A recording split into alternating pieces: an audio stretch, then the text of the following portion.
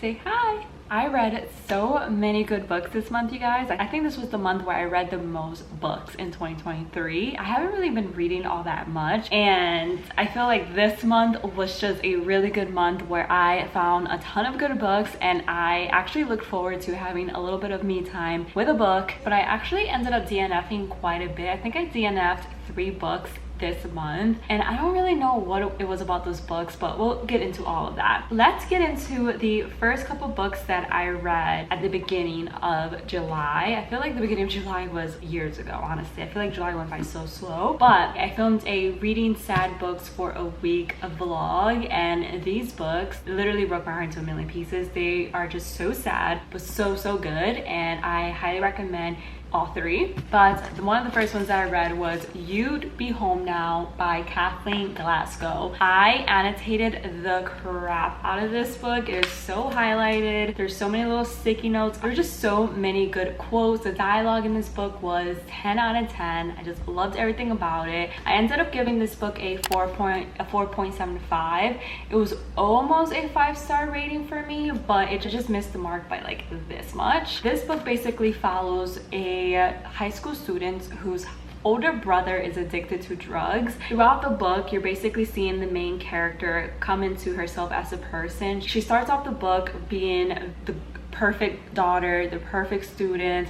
She really doesn't want to cause her parents any trouble. She doesn't want to become a headache for them because she feels like they have enough with her older brother, and she wants to help him remain sober in any way that she can. And throughout the book, she slowly realizes that she can be her own person. She doesn't have to be this quiet like little mouse girl. She can do what she wants, go after what she wants, go after who she wants, and not be hidden away by her family or her friends. And it's just a great book that shows how drugs doesn't only affect the person who's addicted to them, but it also affects their family members. Highly recommend. It is YA. That's one of the reasons why I didn't give it 5 stars, because I felt like parts of the book were a little slow. There was a lot of like day-to-day high school mundane life things, and I didn't really find that interesting at all. I was kind of hoping that the book would pick up a little bit and just stop talking about like everyday high school life. But I understand why the author incorporated that, because she definitely wanted the reader to see how much the main character grew from the very first chapter until the last chapter. So highly recommend this book to you guys, and I loved it. Almost a 5-star read for me. The second book that I read was The Way I Used to Be by Amber Smith. This book broke my heart into a million pieces as well. I loved it so much. I think I ended up giving it a 4.75 as well. And this one I annotated the crap of. It had so many good quotes, so many good moments, even though it was a very sad book. And this one follows a main character named Eden, who is unfortunately sexually assaulted by her best friend's brother during her freshman year of high school. This book is divided into 4 parts, so each part correlates with a high school year. So you see the main character Eden go from a freshman to a senior, and basically in this book you see how that night where she was sexually assaulted affected her. And she does a lot of questionable things throughout this book, but I really loved her character because she was so complex. She had this huge traumatic thing happen to her, and she coped the best way she knew how to cope. No one knew what had happened to her. She felt super alone. Again, she did things that she thought would make herself feel better, and even though there were times in the book where I wanted to scream at her and be like, what are you doing, stop, like I completely understand why she was doing the things that she was doing. And at the end I really felt for her. The only reason I didn't give it a 5-star rating was because I felt like the ending was a little bit rushed. Like throughout the whole entire book you're seeing the main character go through all these different things. She's trying to find peace with what happened to her through different avenues, like having multiple relationships, trying drugs for the first time, rebelling against her parents. Nothing's really working, and then at the end she kind of comes into herself and realizes that the only person she needs in order to be okay is herself. And I felt like that last chapter was really rushed. I would have loved to see her reconnect with her parents, reconnect with her brother, and just have seen how that conversation would have played out with her parents, especially because I feel like she held a lot of resentment against them for what had happened to her. I will say that there is a sequel coming out this fall, and it follows the same main character, but it follows her in college Kevin, and I'm hoping we get to see how her relationship has changed since telling her family the truth of what happened to her. I also want to know what happened to Kevin. Is he in prison? Like, I just want a follow-up on some of the loose ends that were in this book. All in all, I highly recommend. The next, a very sad book that absolutely had me crying. Like, you guys saw in that reading vlog how much I bawled my eyes out with this book. This one is Pack Up the Moon by Kristen Higgins. I've heard that Kristen Higgins writes some really sad books, and I don't think I'm gonna check out any of her other books. Like, I loved the writing, but it was so sad, and I'm not the type of person that likes to read sad books. The only reason I filmed that vlog was because I thought it would be a nice change of pace for my channel, but I actually despise reading sad books. I don't like reading books that are going to make me cry. I like reading fluffy, funny, loving books. There's this light that keeps going on and off. Sorry if the lighting is not the greatest. It's raining. It's a little gloomy in our apartment right now, but like I was saying, this book follows a couple, Joshua and Lauren, and Lauren is diagnosed with a very rare terminal illness. The book is told in alternating timelines, so you get to see Lauren throughout the months and kind of try to come to terms with her own death, and you also get to see how she plans on preparing her husband Joshua for her death. And 1 month after she dies, her husband receives these 12 letters handwritten by his wife who passed away, and each letter has a certain task that Lauren wrote for Joshua to complete. So the first letter, for example, was to get him to go grocery shopping because she knew that he was going to be going through so much grief. It was going to be so sad that he wasn't even going to go grocery shopping. He wasn't even going to be able to eat. So she knew that, and each letter was meant for him to go out and do life. Through that, she was hoping that he would eventually move on and be okay with her passing. It's a very, very sad book, especially the last couple pages had me bawling because it's so sad that this young couple who had their whole life ahead of them didn't have enough time to spend together, and the way that she ended up passing away was just super sad. And then I felt for Joshua. If you want to bawl your eyes out, read this book. If you don't want to cry, stay away from this one. I think I ended up giving this book a 4 out of 5 stars. I don't ever see myself rereading it again, which is why I am giving it a 4 out of 5. I don't want to cry like that ever again. Like, this was really sad, but still a really good book, and I highly recommend if you're into sad books.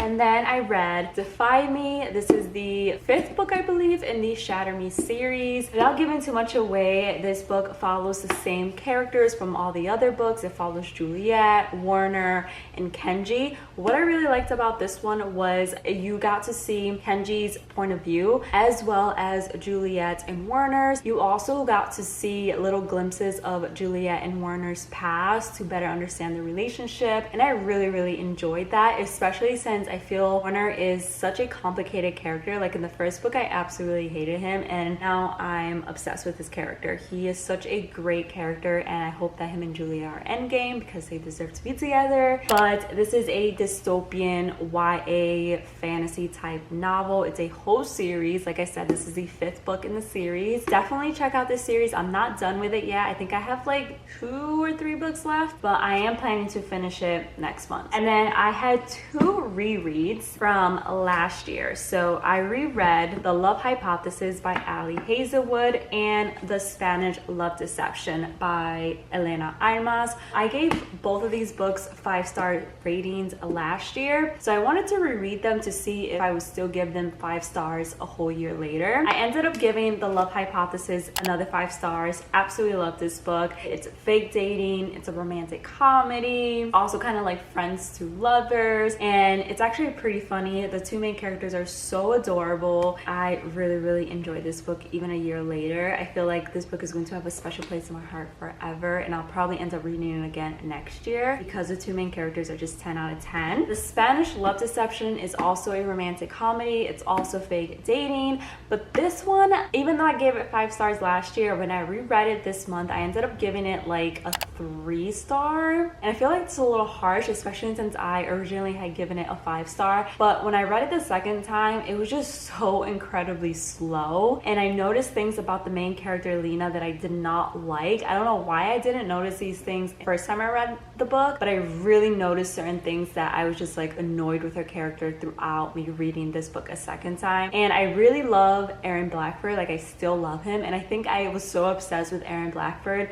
the first time that I ended up giving the book 5 stars and disregarding everything else that I didn't like about the book. Even though I still love him, I have to give this book a 3-star because I don't think I'm going to end up reading this ever again. I started annotating it, and then as I got further into the book, I was like, wait, I'm not actually enjoying this as much as I did the first time around. But a book that I enjoyed immensely, and I think that you guys should go read immediately, is Yours Truly by Abby Jimenez. So this is the second book to the Part of Your World series, and I really liked Part of Your World. I think I ended up giving it 4 stars. I wasn't obsessed with the 2 main characters in that book, but the 2 main characters in this book I'm completely obsessed with. It's such a cute novel. It actually had me laughing out loud. The chemistry between the 2 main characters was 10 out of 10. Even though it's a romantic comedy, it also has a lot of deep moments, and I really like that the male main character, Jacob, has anxiety, and I really like when authors write in their male characters with like some sort of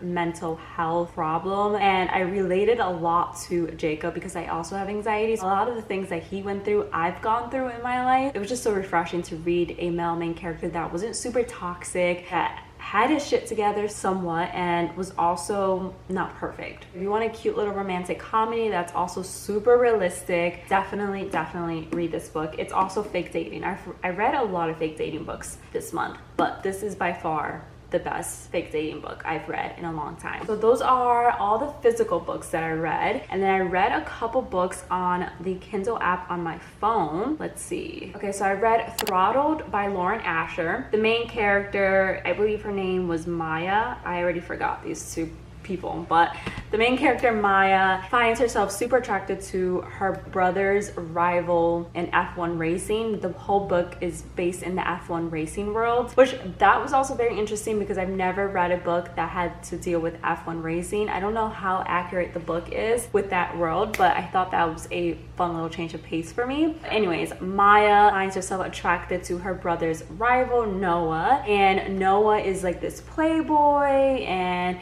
doesn't really believe in relationships. Maya is the complete opposite from him. Throughout the book, you basically see them fighting against their emotions. I ended up giving this book a 3-star rating. I honestly didn't really vibe with the 2 main characters. I didn't really buy their chemistry, and it definitely is a spicy book. If you're into that sort of thing, then I feel like you're going to really enjoy this book and their love story, but I just thought it was okay. I feel like it was exactly like any other romance book that I read within the past year. My cat.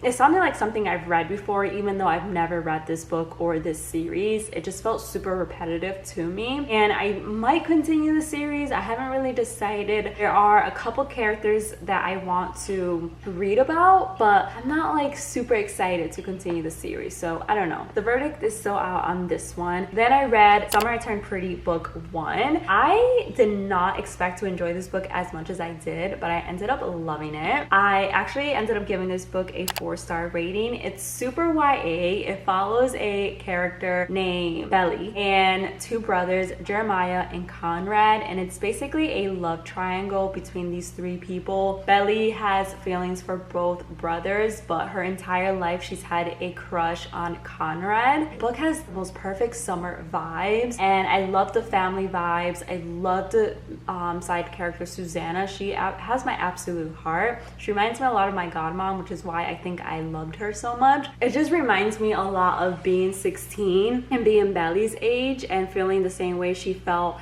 in certain parts of the book, not pertaining to like the whole romance, but just like growing up and everyone's still thinking that you're a baby and struggling against that because you're no longer a baby, but you're not also a full grown adult yet. So you're kind of trying to figure out where you fit and how you fit. So I just really liked this book. Like I said, I did not think I was going to enjoy it at all. I just read it because one of you guys recommended it to me and I decided to give it a chance, but I ended up loving it and I am going to continue the series. I watched the first season of the Summer I Turned Pretty series on Amazon Prime. I loved loved it. The soundtrack is 10 out of 10. I love the casting. I feel like the casting was absolutely perfect. They did change a couple things from the book, but I feel like every movie or show adaptation does that just to be a little bit unique. I started the first episode of season 2, but I honestly want to read the second book in the series before I start the second season of the show, just so I know like what's going on. Highly recommend the series if you want a very good book to read before the summer is over. Then I also read My Dark Romeo, which I forget who this is by. Actually, I think it's by 2 authors, and I can definitely tell that it was co-written because I was loving this book in the first half. Like, it had me hooked. Romeo was such a complex character. He is the type of man that I would run away from in real life, but for some reason in the book I just fell in love with his character, his banter, his hatred for everyone and everything, which is so entertaining to me. This whole book is entertaining. It's definitely a bit toxic, but if you are looking for a entertaining book that you just want to escape from reality for a bit, definitely read My Dark Romeo, because even though the 2 characters, like I said, are super toxic from one another and neither of them are perfect, it was just such an entertaining read that I did not want to put it down. My Dark Romeo is enemies to lovers, and it's the first book that I've read that actually does enemies to lovers well. I feel like a lot of books that are marketed as enemies to lovers are not really enemies because they are enemies for like 5 seconds, and it's very obvious from the first page that the 2 main characters have feelings for one another. But in My Dark Romeo, these 2 characters absolutely hate each other from the very beginning, and it's hilarious to see how their relationship evolves. The drama in this book is super entertaining, and I would look up the trigger warnings because it does have some hard topics, but overall I just thought the plot was very entertaining. Like I said, the first half had me absolutely hooked, but then towards the middle it got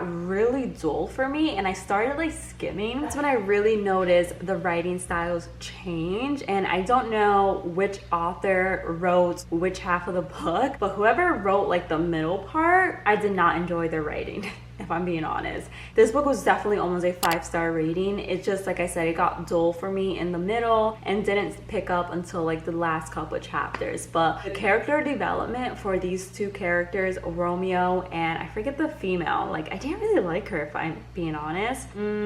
What was her name? Dallas. I did not really like her. I felt like she was super lazy, but for some reason I just fell in love with Romeo's character. If you want to read about a rich ass man who has issues and who finds love, read this book. It's super entertaining. It's also very spicy, so keep that in mind. I didn't care for the spicy scenes, but overall everything else was just pure entertainment for me, and I had a blast reading this book. Also, the side characters in this book were so entertaining as well. I need a book for the side characters. Like, I loved Romeo's friends, even though they were also very toxic. I don't know, this book was just so entertaining. Like, don't go into it thinking it's going to be like a fluffy love story, because it's not. It's kind of dark romance as well, and even though I read it on the Kindle app, I want to buy the hardcover because it looks so pretty. And normally when I read books on the Kindle app, I don't care to buy the paperback or the hardcover because I know that I won't read it again. But for My Dark Romeo, I fell in love with the hardcover. I want to own it because it's just so pretty. So if you're looking for an entertaining read, definitely read My Dark Romeo. Just look up the trigger warnings, okay?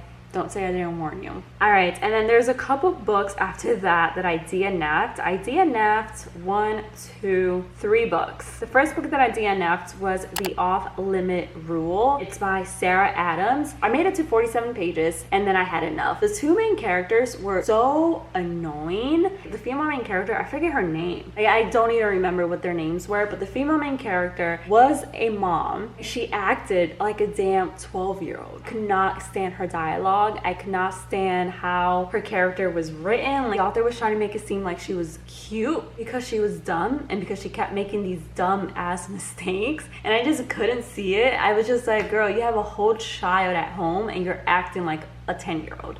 What is going on? And then the male main character was okay, but he really wasn't doing anything for me either. And just like them together, I was just like, okay, I'm not gonna sit through this book. And you guys know how much I hate DNFing books. I will sit through a book and finish it even though I hate it, but this one just irked me so freaking much. I just couldn't continue reading it, and I think it cemented my decision in not picking up any more Sarah Adams books, because I just feel like her writing is not for me. Yeah, I ended up giving that book a 1 star, even though I DNF'd it. I was like, you know what, this definitely deserves a 1 star. And then I was reading the reviews on Goodreads, and I'm not the only one who thought that this book was terrible.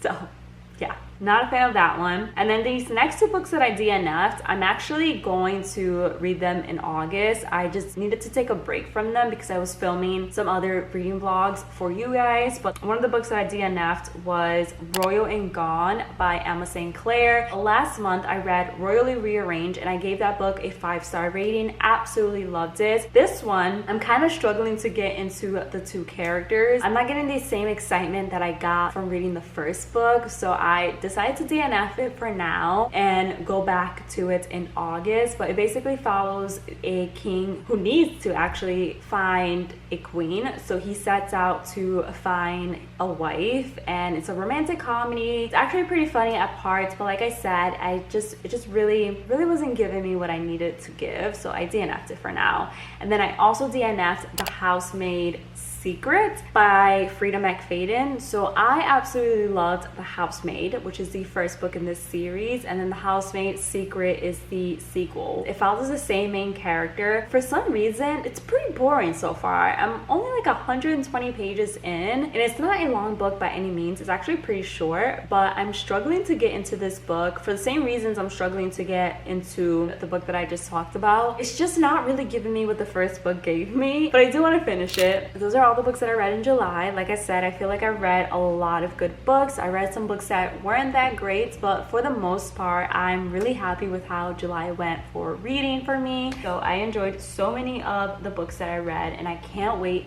to continue reading in August. Also, fall is right around the corner, so I'm kind of in the mood for some dark fall books. So I probably will be reading a lot of like thrillers in August. I'm just ready for fall vibes, even though it's still 100 degrees outside. Let me know in the comments below what books you read in July. Did you have any 5-star reads this month? I would love to know.